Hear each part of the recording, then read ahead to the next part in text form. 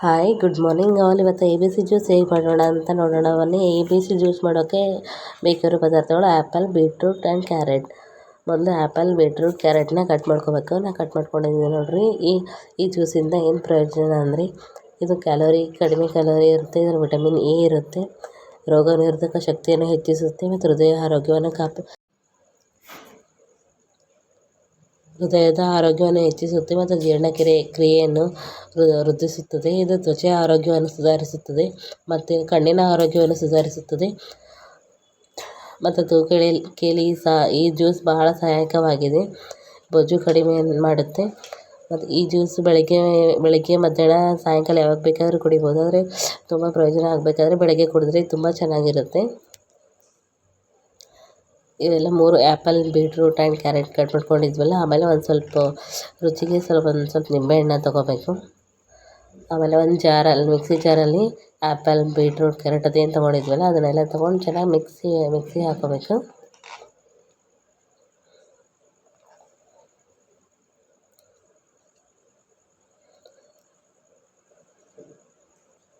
Mixie ಹಾಕೊಂಡ್ಮೇಲೆ ಅದು ಹೇಗಾಗುತ್ತೆ ನೋಡಿ, ಅದನ್ನು ಚೆನ್ನಾಗಿ ಸೋಸ್ಕೋಬೇಕು. ಬಟ್ಲ ತೊಗೊಂಡಿದ್ದೀನಿ, ಅದ್ರ ಮ್ಯಾಗ ಅದು ಚೆನ್ನಾಗಿ ಸೋಸ್ಕೋಬೇಕು. ಒಂದು ಸ್ಪೂನ್ ಸಹಾಯದಲ್ಲಿಂದ ಚೆನ್ನಾಗಿ ಸೋಸ್ಕೋಬೇಕು. ಕೆಳಗೆ ರಸ ಬರ್ತಿದೆ ನೋಡಿ.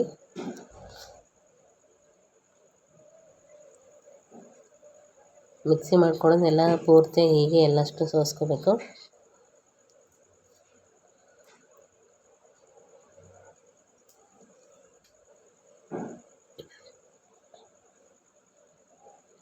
ಅದು ಮ್ಯಾಕ್ ತಿರುಳು ಬರುತ್ತೆ ನೋಡಿರಿ.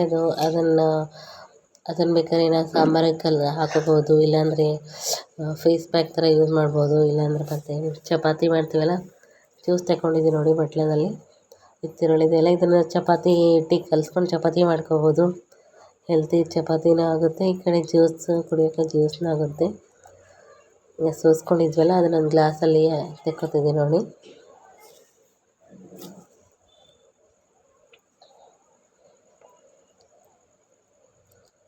ನಿಂಬೆಹಣ್ಣು ತೊಗೊಂಡಿರ್ತೀವಲ್ಲ, ಅದು ನಿಂಬೆಹಣ್ಣು ಹಿಂಡ್ಕೋಬೇಕು ಅದರಲ್ಲಿ.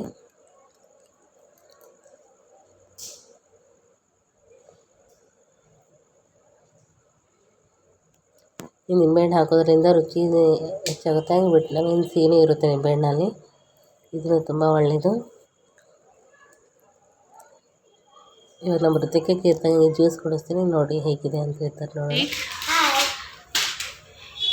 ಜ್ಯೂಸ್ ಕುಡಿ ಹೆಂಗದ ನೋಡಮ್ಮ, ಹೇಳು ಹೆಂಗದ ಜ್ಯೂಸ್? ಚೆನ್ನಾಗಿದೆ. ಇದು A B C juice. Beetroot juice ಅಲ್ಲ, ಬೀಟ್ರೂಟ್ ಜ್ಯೂಸಲ್ಲಿ ಇದು apple, beetroot, carrot juice. Apple, carrot, beetroot juice. Juice ಕುಡಿ.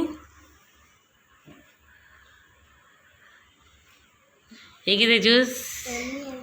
ಯಮ್ಮಿ ಕುಡಿ.